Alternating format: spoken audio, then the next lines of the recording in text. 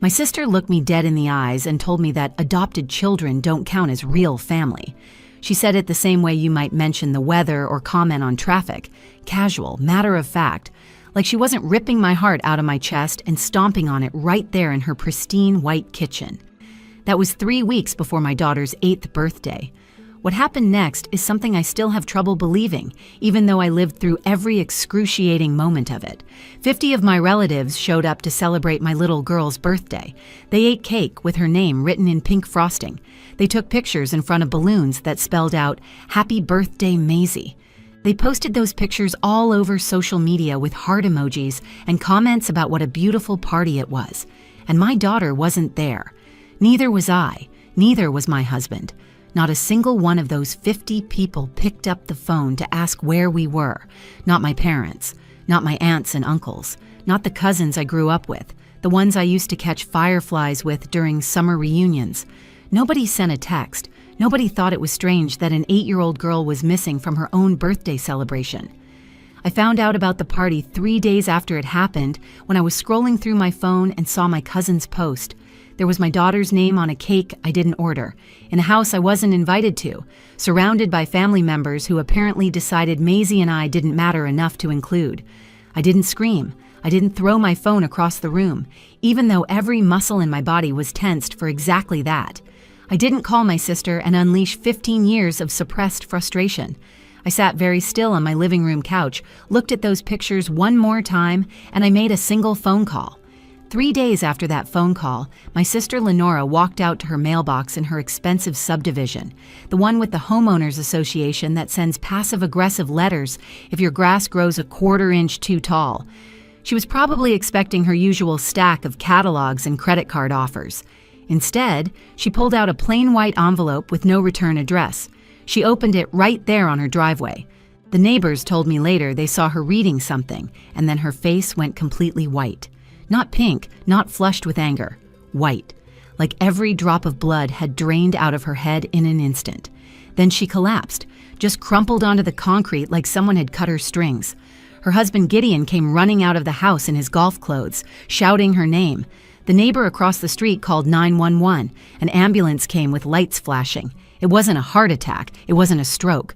The doctors said it was a severe panic attack brought on by acute psychological stress. I know exactly what caused that stress. I'm the one who sent that envelope. My name is Corinne Davenport. I'm 38 years old and I've spent most of my adult life being the peacekeeper in my family, the one who smooths things over, the one who swallows her pride to avoid conflict, the one who makes excuses for people who don't deserve them. My husband Boyd and I have been married for 12 years. He's an electrician, owns his own small business, and he's the kind of man who shows love through actions rather than words. When our truck broke down on our 3rd date, he walked 4 miles in the rain to get help rather than leave me sitting alone on the side of the road. That's who he is, steady, reliable, the kind of person who would never let someone he loves face a battle alone. And then there's Maisie, my daughter.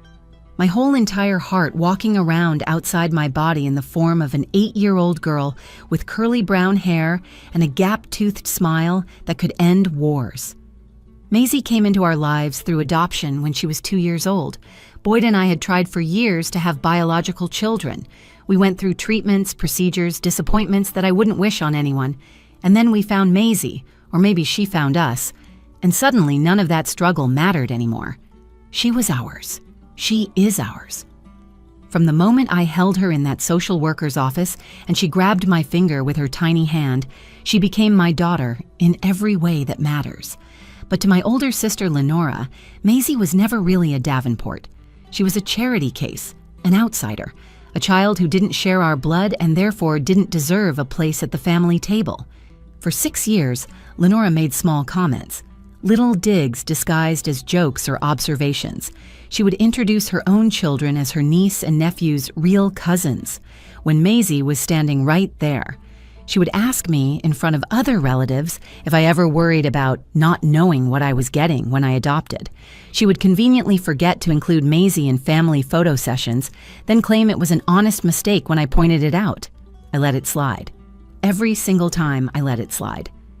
I told myself Lenora didn't mean it the way it sounded. I told myself she would come around eventually. I told myself that keeping the peace was more important than making waves over comments that Maisie was too young to fully understand anyway. I was wrong. I was so wrong. And my daughter paid the price for my silence.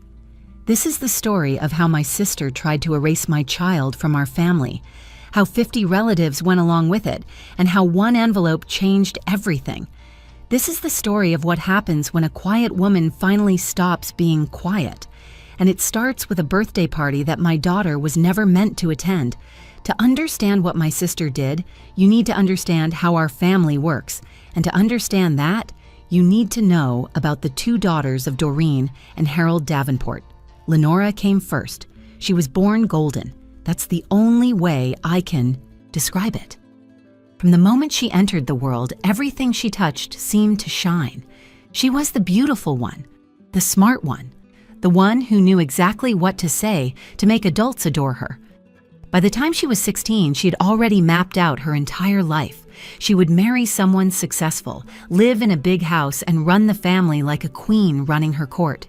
I came along 6 years later, the surprise baby, the quiet one. While Lenora commanded every room she entered, I preferred corners. While she collected achievements and accolades, I collected books and daydreams. Our parents loved us both. I never doubted that. But they understood Lenora. She made sense to them. I was something softer, something they didn't quite know how to categorize. Lenora married Gideon Vickers when she was 26. Gideon's family owned commercial property all over the region, and suddenly my sister went from upper middle class comfortable to genuinely wealthy. The big house happened. The expensive cars happened. And slowly, without anyone officially declaring it, Lenora became the center of the Davenport family universe. She hosted every holiday. She organized every reunion. She decided who sat where at Thanksgiving and whose casserole was good enough to make the main table. My parents, Harold and Doreen, deferred to her on everything. If Lenora said we were having Christmas dinner at 4 instead of 2, we had Christmas dinner at 4. If Lenora decided a cousin's new girlfriend wasn't welcome until she had been dating him for at least a year, that girlfriend stayed home. Nobody questioned it. Lenora had the space, Lenora had the money, and Lenora had the personality that made questioning feel pointless anyway. I fell in love with Boyd when I was 24. He showed up to fix the wiring in my apartment, and he was so genuinely kind that I found myself inventing electrical problems just to see him again. We got married 2 years later in a small ceremony that Lenora deemed charming, in a tone that made clear she meant underwhelming. Boyd and I wanted children right away. We assumed it would happen naturally, the way it seems to happen for everyone else. But months turned into a year, and a year turned into 2. And suddenly we were sitting in doctors' offices hearing words like unexplained infertility and low probability of conception. We tried everything. Treatments that left me exhausted and emotional. Procedures that drained our savings and our hope in equal measure. Each negative test felt like a door slamming shut. After 4 years of trying, I sat on our bathroom floor at 3 in the morning and admitted to myself that biological children might not be part of our story. That was when Boyd first mentioned adoption. I was hesitant at first, not because I doubted that I could love an adopted child, but because I doubted myself. What if I wasn't enough? What if a child needed something I couldn't provide? Boyd held my hand and told me that every parent feels that way, biological or not. What mattered was showing up. What mattered was choosing to love someone and then doing it every single day. We started the process, and 8 months later, we met Maisie. She was 2 years old and living in a foster home after being removed from a difficult situation. I won't detail here, because it's her story to tell someday, not mine. What I will say is that when I walked into that room and she looked up at me with those enormous brown eyes, something clicked into place in my chest. A lock I didn't even know existed suddenly had its key. I held her and she grabbed my finger, and she didn't let go for the entire visit. Boyd cried. I cried. The social worker pretended not to notice us falling completely apart. 6 weeks later, Maisie came home with us. Those first few months were a blur of adjustment and joy and sleepless nights and the kind of love that rewires your entire brain. Maisie was cautious at first, which was understandable given everything she had experienced. But slowly, she opened up. She started laughing more. She started calling me Mama. She started drawing pictures of our little family and taping them to the refrigerator with more pride than any gallery artist. By the time she was 4, you would never know she hadn't been with us from birth. She was ours. Completely, totally, irreversibly ours. Most of my family embraced her immediately. My Uncle Clement, my father's older brother, declared her an official Davenport the first time he held her. My Aunt Bettina knitted her a blanket with her name on it. Cousins included her in games at family gatherings. But Lenora held back. And my parents, following Lenora's lead as they always did, held back too. I noticed it at Maisie's first Thanksgiving with us.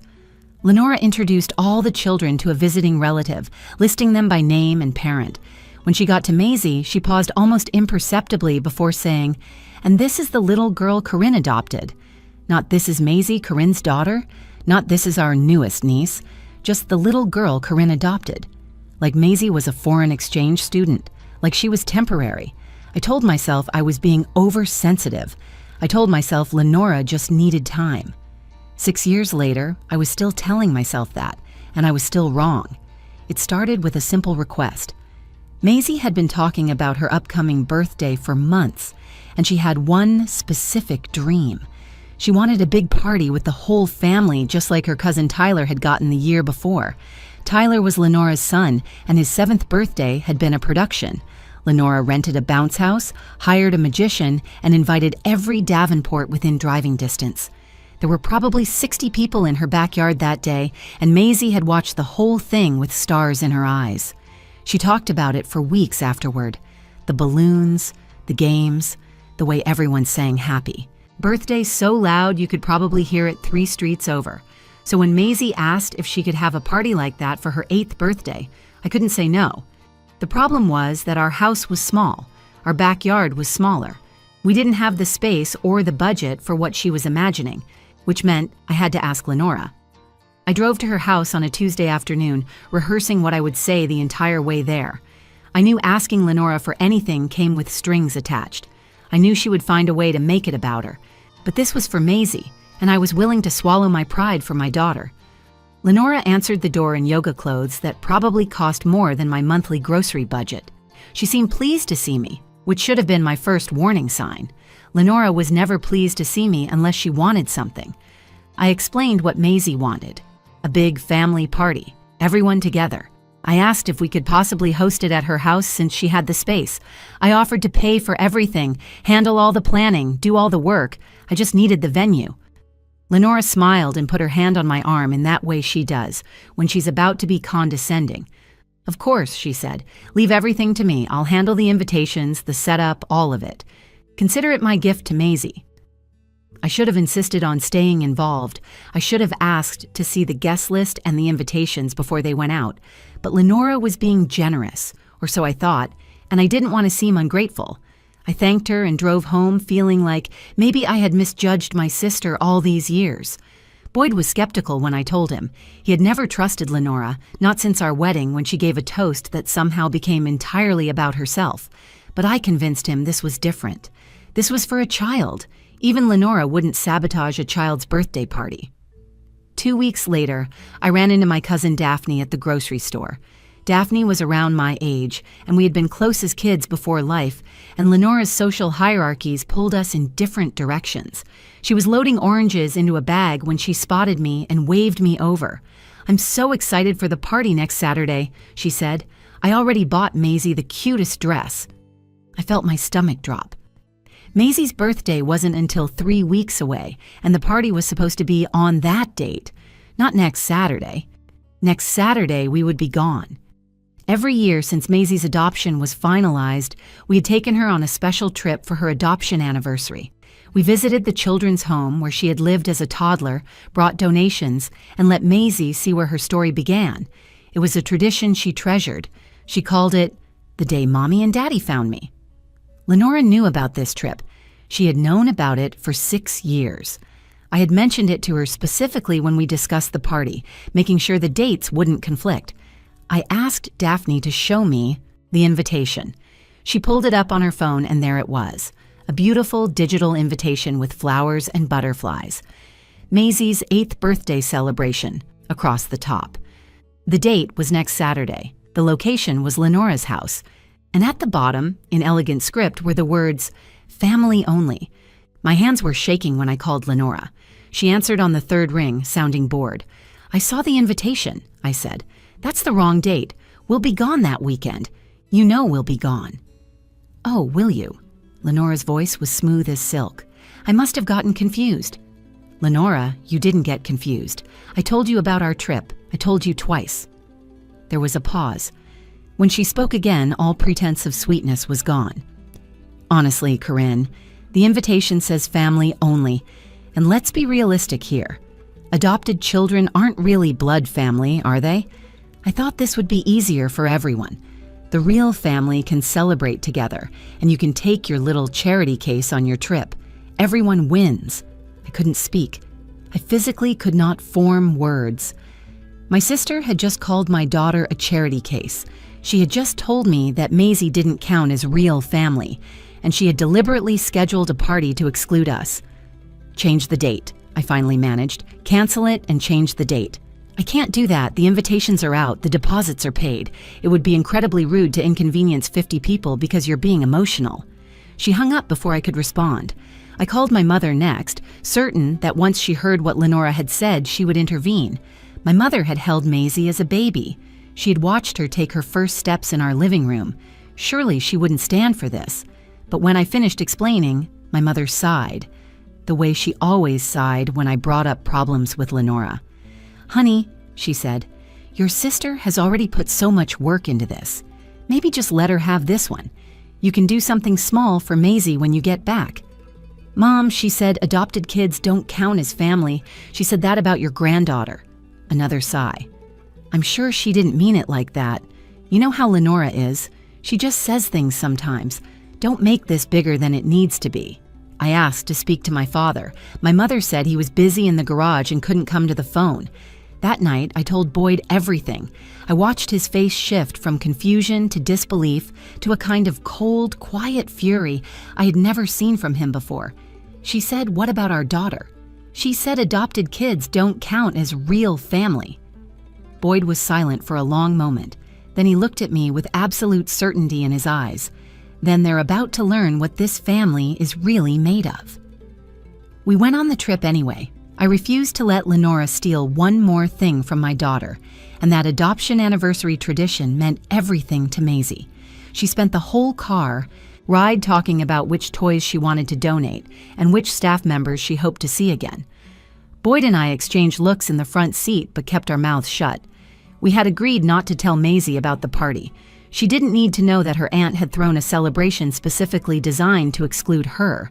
She didn't need that wound. The weekend was bittersweet.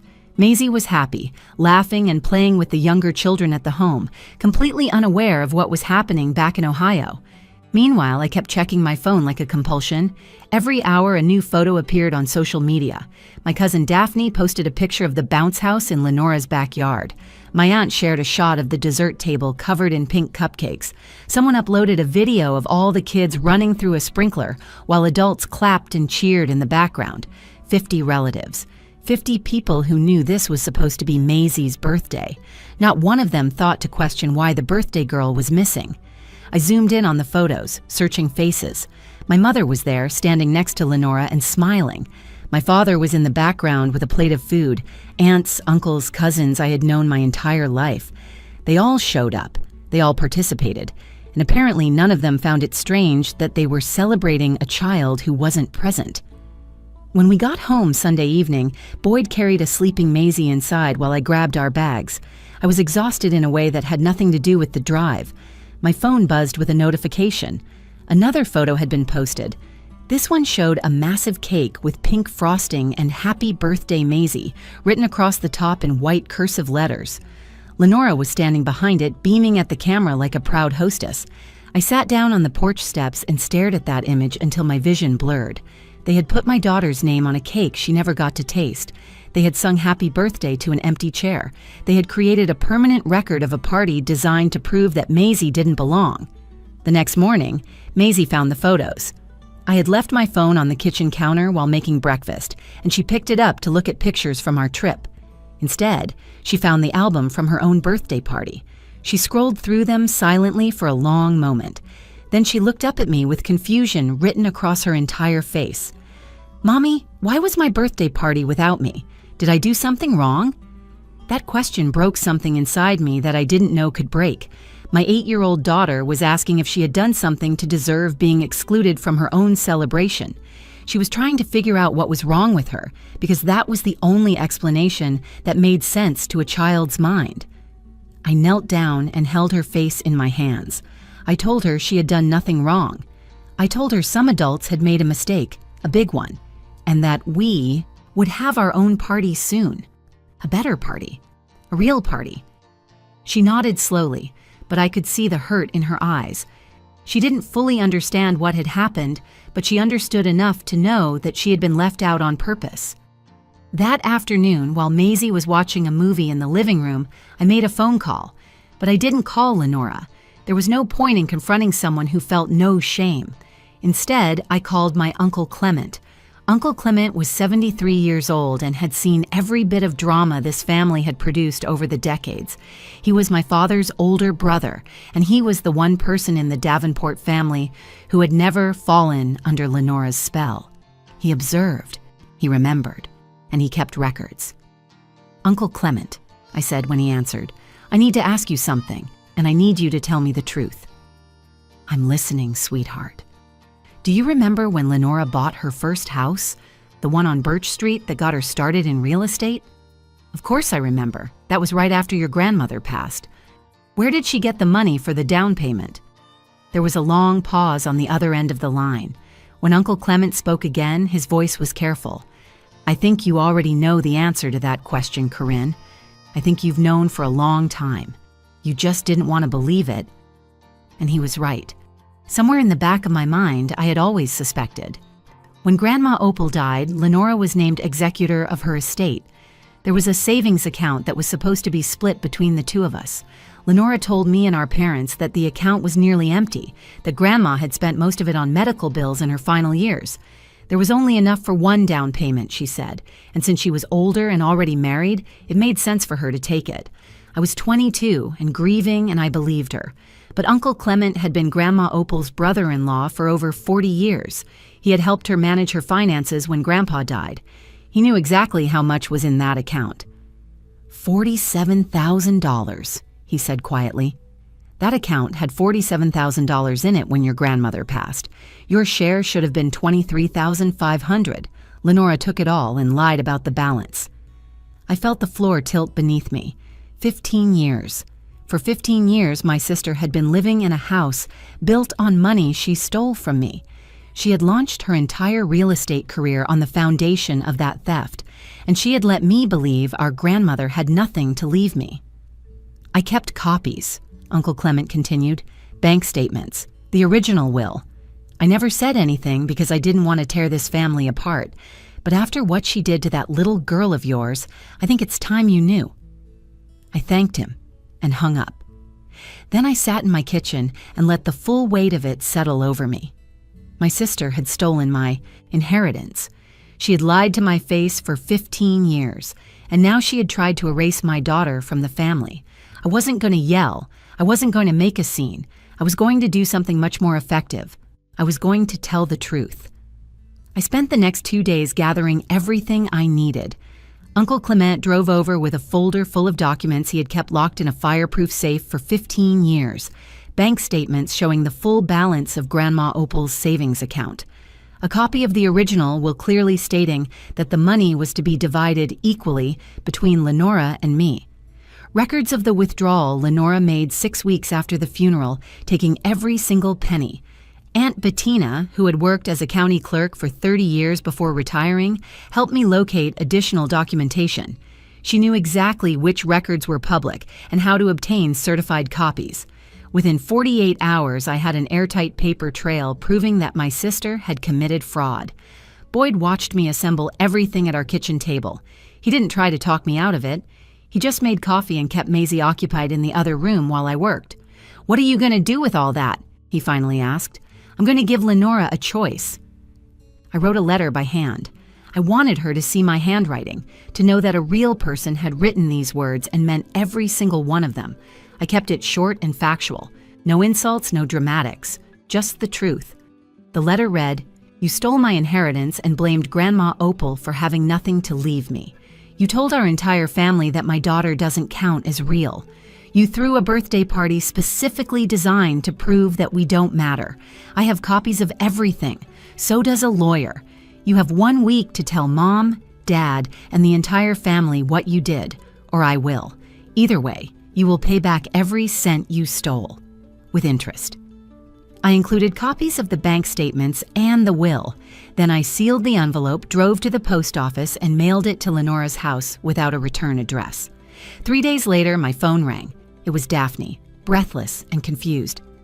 "Something happened to Lenora," she said. "She collapsed in her driveway. Gideon called an ambulance. Everyone's freaking out." I thanked her for letting me know and hung up. I didn't feel guilty. I didn't feel triumphant either. I just felt tired.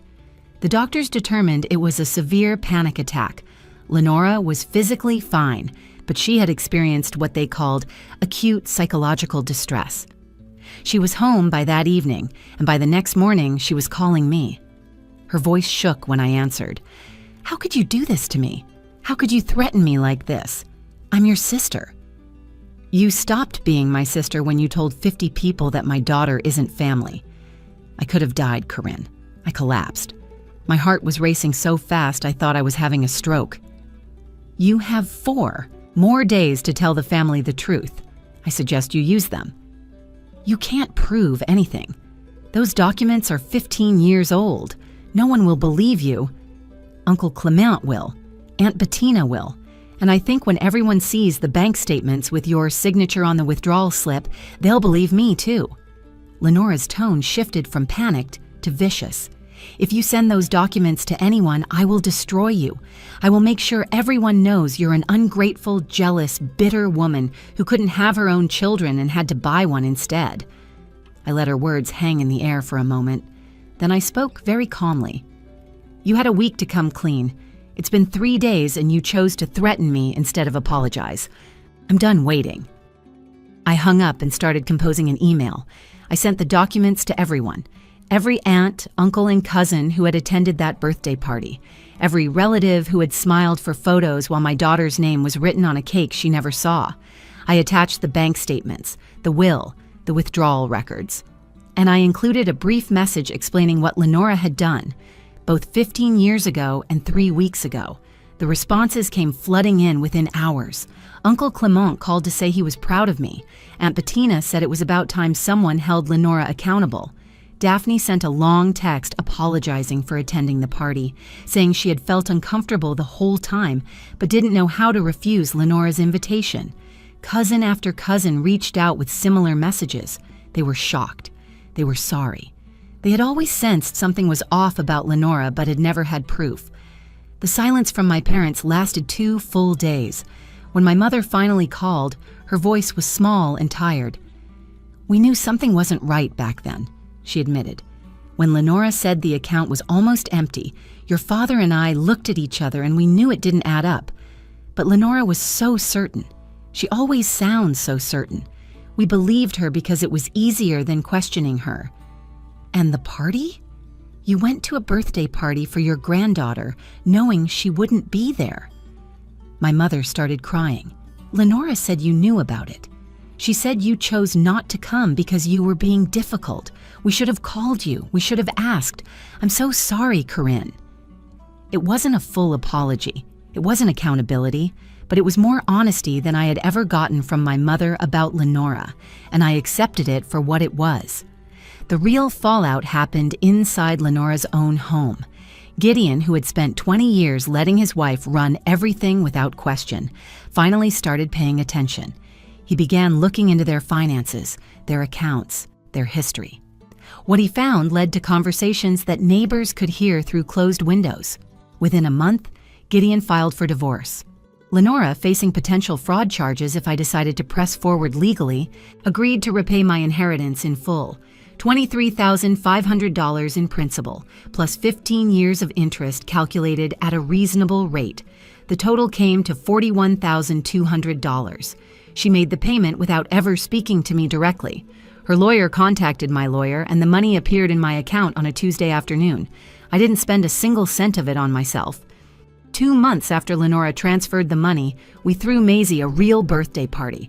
Not at my sister's mansion with its manicured lawn and rented bounce houses.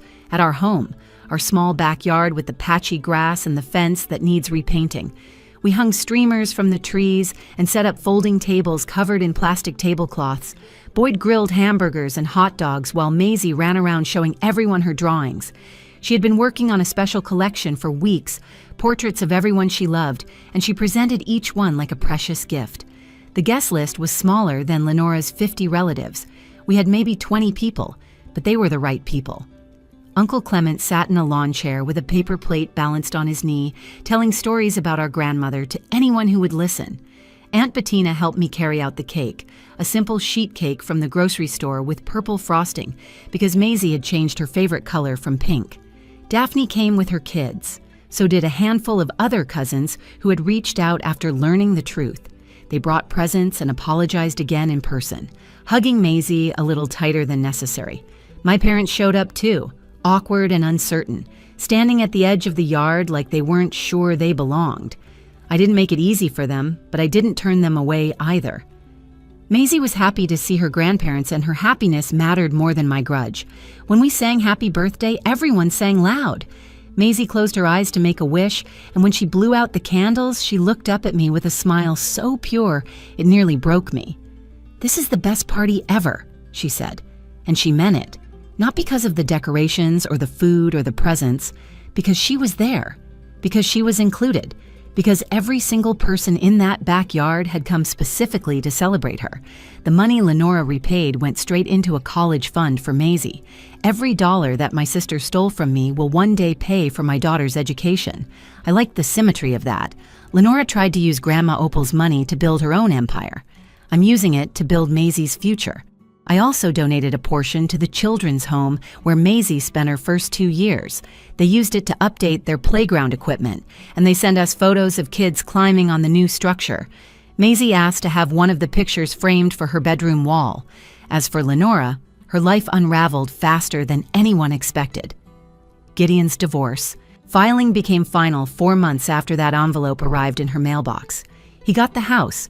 She got a settlement that was far less than she thought she deserved. The last I heard, she was renting a condo on the other side of town and had stopped coming to family events entirely. She never apologized to Maisie. I stopped expecting her to. My parents and I are rebuilding something slowly and carefully. They call more often now. They show up for school plays and soccer games. My mother has started saying, "my granddaughter," when she talks about Maisie instead of Corinne's daughter. It's a small change, but I notice it every time. The family dynamic has shifted in ways I never anticipated. Without Lenora at the center, controlling every gathering and dictating every decision, people have started connecting differently. Cousins who barely spoke for years now text each other regularly. Holidays have become potlucks where everyone contributes instead of command performances at Lenora's house. It turns out that most of my relatives were just as exhausted by her reign as I was. They just needed permission to admit it. I think about what I learned from all of this, and it comes down to something simple. For years, I thought keeping the peace meant staying quiet. I thought being a good sister and daughter meant swallowing my hurt and making excuses for people who didn't deserve them. I thought that if I just waited long enough, Lenora would change, my parents would see the truth, and everything would work out. But peace isn't peace if it costs you your dignity. Silence isn't virtue if it allows cruelty to continue. And waiting for people to change is just another way of giving them permission to stay the same. My daughter will never wonder if she belongs in this family. She will never question whether she is real enough or good enough or wanted enough, because I showed her that family isn't about blood. It's about who shows up. It's about who fights for you. It's about who refuses to let anyone make you feel like less than you are. On Maisie's bedroom wall, right next to the photo of the playground, there's a drawing she made the week after her real birthday party. 3 figures holding hands in front of a small house with a patchy yard. Underneath, in her careful 8-year-old handwriting, she wrote, "My real family. Boyd, Maisie, and me. That's what family looks like. Lenora thought she could erase my daughter by throwing a party without her. She thought she could prove that Maisie didn't matter, that I didn't matter, that we would just quietly accept our place at the bottom of her hierarchy. Instead, she erased herself. And my daughter? My beautiful, creative, resilient daughter who came into my life when she was 2 years old and changed everything. She's exactly where she belongs, with people who chose her, who fight for her, and who will never let anyone tell her she doesn't count. That's the end of my story. But before you go, I want to ask you something. Have you ever had to stand up for someone you love even when it meant burning bridges? Have you ever discovered that the people you trusted weren't who you thought they were? I'd love to hear your stories in the comments below. If this video moved you, please take a moment to hit that like button. It helps more than you know. And if you're not already subscribed to this channel, I hope you'll consider joining our community. We share stories like this every week, stories about ordinary people finding their strength, standing up for what's right, and discovering who their real family truly is. Click that subscribe button and hit the notification bell so you never miss a new video. Share this with someone who needs to hear it today. Someone who might be staying quiet when they should be speaking up. Someone who might need a reminder that their worth isn't determined by people who don't deserve them. Thank you for watching. Thank you for listening. And thank you for being part of this community. Until next time, take care of yourselves and take care of each other.